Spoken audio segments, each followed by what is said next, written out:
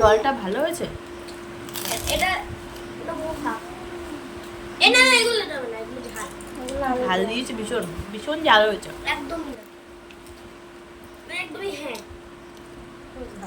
Hello বন্ধুরা, তোমরা সকালে কেমন আছো? আশা করি তোমরা সকালে খুব খুব ভালো আছো, আমিও খুব ভালো আছি।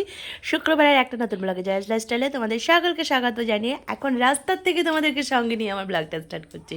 এখন বাজে বিকেল 5টা। ছেলে স্কুল থেকে আসলে শনি রবিবার ছুটি বলে মায়ের বাড়ি যাব বলে ডিসাইড করেছিলাম, কিন্তু ও বলেছিল আসবো না। তো একদম ব্যাগপত্র গোছানো ছিল না। স্কুল থেকে আসলে ওর বাবা জিজ্ঞাসা করলো, বলল আজকে যাব। তো অবশেষে মায়ের বাড়ি নিয়ে আসলাম। আর আজ যেহেতু শুক্রবার, আর এখন পার্লারে যাব না, হয়তো আর মাস দুয়েক পরে পুজো। এখন পার্লারে গেলে অনেকটাই চুল কেটে দেবে, তো ভাবলাম কাঁচিটা নিয়ে যায়। মায়ের কাঁচিতে অতটা ধার নেই, তো মায়ের কাছ থেকে একটু চুলের আগাটা ভারী করে নিচ্ছি। আর মা হলো পাশে রথ হচ্ছে, সেখানে কীর্তন করতে হয়, তো ওরা ডেকে নিয়ে গেছে, তো মা কীর্তন করতে চলে গেছে ওখানে। আর এদিকে একটা দিদার কাছে আমাদের ফুচকা আনতে দিয়েছিল, আমরা ফুচকা খেয়ে নিচ্ছি। আর আজকে এই ছোট্ট সোনাটার মাস্টার হয়েছে আমার ছেলে, কারণ ওর এক্সাম হয়ে গেছে ছেলের, ওই জন্য বই খাতাটা আনিও নি দুদিনের জন্য, ওই রবিবারে আবার চলে যাবে। তো এখন বুনুকে পড়িয়ে নিচ্ছে, ওর যে হোম টাস্কগুলো সেগুলো করিয়ে নিচ্ছে। আর দুই ভাই বোনও তো জল খায় না, তো ওই জন্য ছোটোটাকে শুকনো ফুচকা ধরিয়ে দেওয়া হয়েছে, আর আমার ছেলেকে আলু দিয়ে আর কি ফুচকার মধ্যে ফুচকাটাকে দেওয়া হয়েছে। ও 4টে মতো খেয়েছে। আর আমি জল সচরাচর আর কি কম খাই, ভালো না হলে খেতে চায় না। তো খেয়ে দেখলাম খুব ঝাল ঝাল হয়েছে, আলু সেদ্ধটা অতটা লবণ হয়নি। দাঁড়িয়ে খাওয়া আর বাড়ি বসে খাওয়াটা আলাদা ব্যাপার, দাঁড়িয়ে খেলে বলা যায় সব কিছু, তো ওরা সব কিছুকে ঠিকঠাকভাবে অ্যাডজাস্ট করে দেয় লবণ টবণ। আর এই জলটা না, তেঁতুল গোলা জল তো ভালো লাগছে না আমার কাছে।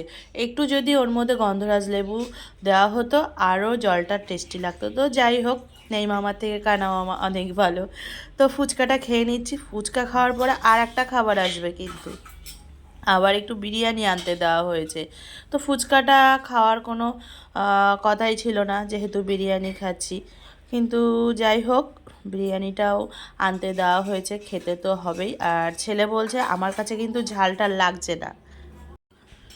বাড়িতে হলো বসে এমনি ফুচকা খাওয়ায় না, কারণ বরমশাই খেতে চায় না, ওই ছেলে খাবে। আর আমি তো 9 মাসে 6 মাসে হয়তো একদিন আনতে বলা হলো, তো এখানে সবাই মিলে আছে, ওই জন্য মা ফুচকা আনতে দিয়েছিল।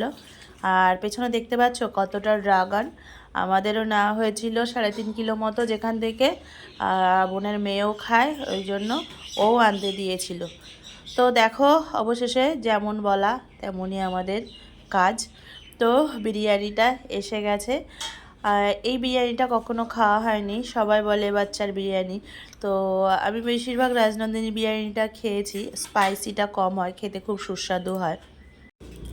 তো অবশেষে আজকে এই বিরিয়ানিটা খেয়ে দেখলাম আমি এই প্রথম, তো খারাপ নয়।